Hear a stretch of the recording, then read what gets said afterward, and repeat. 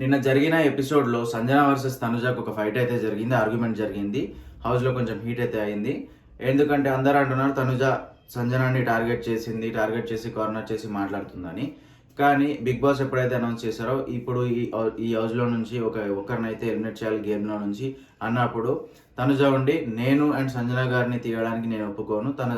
Already ముందు తనని తీసేసాం కాబట్టి ఇప్పుడు తీయకూడదు. ఆడాలి అని అనుకుంటున్నామని చెప్పేసి అయితే తనుజ చెప్పింది. సంజన గారు ఇక్కడ వీక్ అని చెప్పలేము. ఎందుకంటే ఆల్రెడీ సంజన గారిని తీసేసినా సరే తన గేమ్‌తో బిగ్ బాస్ ఒక సీక్రెట్ టాస్క్ అయితే ఇచ్చాడు. 3 టైమ్స్ జైలు నుంచి బయటికి రావాలని చెప్పేసి. అది అంత సింపుల్‌గా, ఎంత ఈజీగా, చాలా షార్ట్ టైమ్‌లో టక్ టక్ టక్ మని చేసేసింది కదా! అది మనం చూసాం. అది వెరీ ఇంప్రెసివ్ యాక్చువల్‌గా. తన గేమ్ ఎప్పుడు అట్లనే ఉంటది గానీ, తను ఒక చిన్న విషయం ఏదైనా ఏమంటే ఎవరన్నా ఏమన్నా అంటే వెంటనే వాళ్ళని అదే అనేయాలి. ఎవరన్నా నన్ను గుచ్చిరంటేనే వెంటనే వాళ్ళని గుచ్చాలి.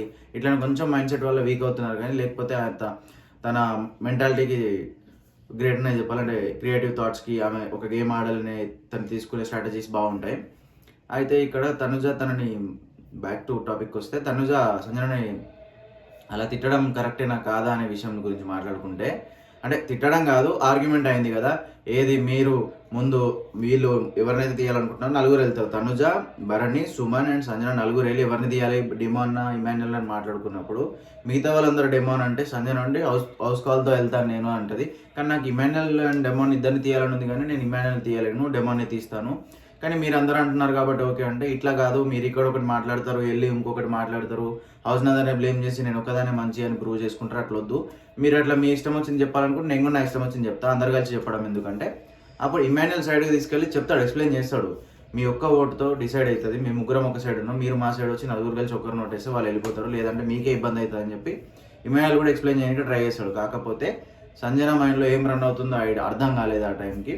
సో అక్కడికి వెళ్ళినాక కూడా అందరూ ఒక్కొక్క పేరు చెప్పినాక ఫస్ట్ తనుజ అయితే ఇమాన్యుయల్ పేరు చెప్తుంది. తర్వాత సంజన వచ్చేసి డెమాన్ పేరు చెప్పి కూర్చొని మళ్ళీ ఇమాన్యుయల్ అండ్ సంజన మాట్లాడుకునేటప్పుడు సంజన సడన్గా వెళ్ళి నేను ఇమాన్యుయల్ని నామినేట్ చేస్తున్నా అని చెప్పేసి అనేసరికి అదేంటి అట్లా చేంజ్ చేస్తారు, చేంజ్ చేసుకోవచ్చు, అయితే నేను కూడా చేంజ్ చేస్తాను అని చెప్పి తనుజ వచ్చి అప్పుడు అంటది నేను ఇమాన్యుయల్ని కాదు సంజన గారిని సెలెక్ట్ చేస్తున్నా. అప్పుడు ఇమాన్యుయల్ అంటాడు ఇట్లాంటిది ఏదో ఒకటి జరుగుతుందని నేను మీకు ఎక్స్ప్లెయిన్ చేసినా మీరు వినలేదు నా మాట అది అని చెప్పి ఇమాన్యుయల్ చెప్తాడు.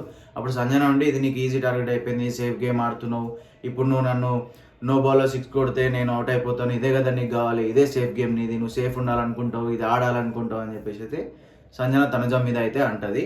కానీ తనుజ ఇక్కడ సేఫ్ గేమ్ ఏం ఆడలేదు. ఫస్ట్ నుంచి ఏ మాట మీద ఉందో అదే మాట మీద ఉంది. కానీ సంజన గారు మాటలు మార్చారు. ఇదైతే నా ఒపీనియన్ అండి. సంజన గారు స్ట్రాంగ్గా కరెక్ట్ ఉంటారు. కాకపోతే ఈ టాపిక్లో మాత్రం తనుజ కరెక్ట్ అని చెప్పి నేను అనుకుంటున్నాను. మీరేమనుకుంటున్నారో కామెంట్ చేయండి. Thank you.